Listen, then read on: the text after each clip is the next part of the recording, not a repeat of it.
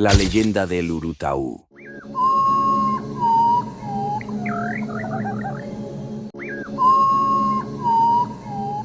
La escena se abre en el corazón de una aldea guaraní, donde la bella hija de un cacique vive bajo la severidad de su linaje.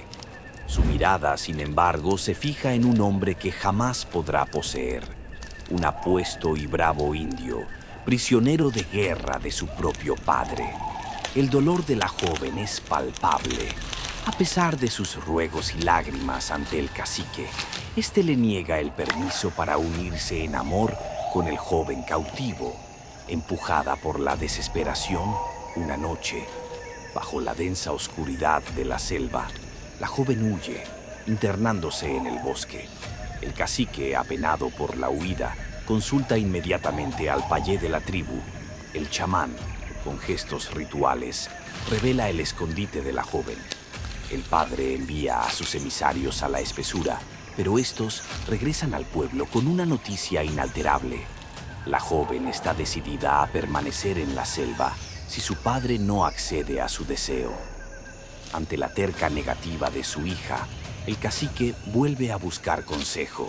El payé medita fríamente y opina que solo si un gran dolor le llega, podrá olvidar su dolor de amor perdido.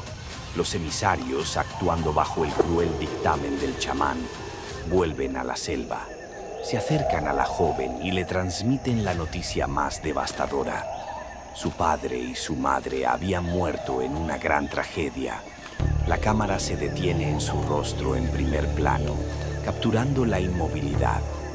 La joven permanece inmutable. Con sus hermosos ojos abiertos y fijos en la lejanía, ni siquiera la muerte de sus progenitores logra doblegar o quebrar su pena inicial. El payé, como último recurso, se acerca personalmente a la figura de la joven. Se inclina y le susurra al oído la mentira final, el golpe mortal. Su amor había muerto. Ante esta dolorosa y trágica noticia, el cambio es instantáneo y visceral. Su cuerpo tembló y se sacudió violentamente. En un instante de metamorfosis, la joven se convirtió en un ave, el Urutaú.